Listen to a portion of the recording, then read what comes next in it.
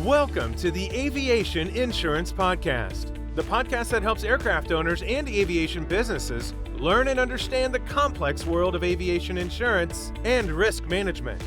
From the basic principles of aviation insurance to risk management techniques and updates on the aviation insurance market, the Aviation Insurance Podcast is your guide to traverse the world of aviation insurance. Now, here's your host, Tim Bonnell. Well, welcome to this episode of the Aviation Insurance Podcast, where we've been looking at the fundamentals of aircraft and aviation insurance coverages. In these most recent episodes, we've been digging into the aviation CGL, or commercial general liability policy, that provides that protection businesses need, or aviation businesses or aircraft operators. These coverages, again, can be found on aircraft insurance policies, particularly turbine policies that have very broad form endorsements extending these coverages. It certainly won't be found on all policies, so it's important to know where to find them. Again, the aviation CGL follows a similar format as the aircraft. It has the declaration section, the insuring agreement, conditions, exclusions, and then a few other things like definitions and endorsements. So today we are diving into coverage D of the aviation CGL insuring agreements. Coverage D is for hangar keepers' legal liability. And this term is one that is often confused. Well, I don't own a hangar. Well, I don't use a hangar. It really is all about a bailment, right? An entrustment of the aircraft. So it provides protection for damages that you become legally liable for, damage to non-owned or non-leased aircraft in the insured's care, custody, or control. So obviously, fixed-base operators, towing, moving aircraft around the premises, in and out of hangars, MROs doing the same thing. It's a hangar keeper's legal liability type of exposure. But the word hangar is not the root of the coverage, and again, throws people off. Again, this is not a warranty, and this typically these days applies to coverage while on the ground.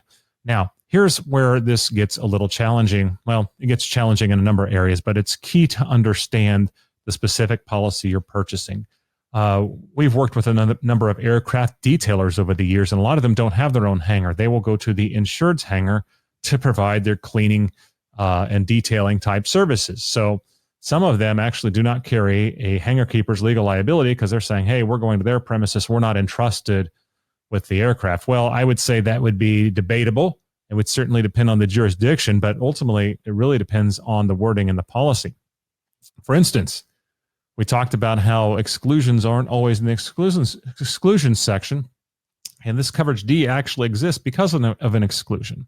So it may or may not be covered on an aviation CGL. It has to be, the coverage needs to be elected or purchased in order for the coverage to apply. But under most aviation CGL policies, there is an exclusion for hangar keepers. So I'm looking at a policy under coverage A, an exclusion for damage to property.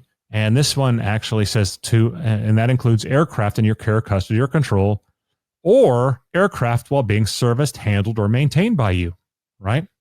So it had the hangar keepers exclusion saying we exclude property damage to aircraft in your care, custody, or control that are non-owned or leased. But this one had a big and or in it. It said aircraft while being serviced, handled, or maintained by you.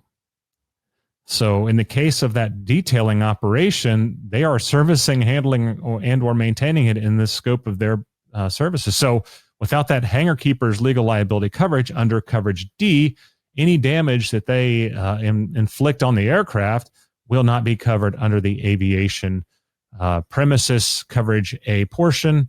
And without that coverage D, they are without coverage. So that is why coverage D is here, hangar keeper's legal liability. It typically has two sections of the limit, one per aircraft and one per occurrence. Sometimes those numbers are the same. Some people will do, let's just say $1 million each aircraft and $2 million each occurrence. It really depends on the value of the aircraft that are in their care, custody, or control. So how many aircraft are in care, custody, control? What is the practical limit that we can carry that might protect if we were to do something that would destroy all the aircraft in our care, custody, and control that we don't own and we don't lease, because it is a liability coverage. Back in the day, this term in-flight hangar keepers legal liability was used for what we know today as non-owned aircraft hull and liability, but that's typically not found today. So typically hangar keepers legal liability is applying to coverage on the ground. Sometimes it applies in taxi, but typically not in flight.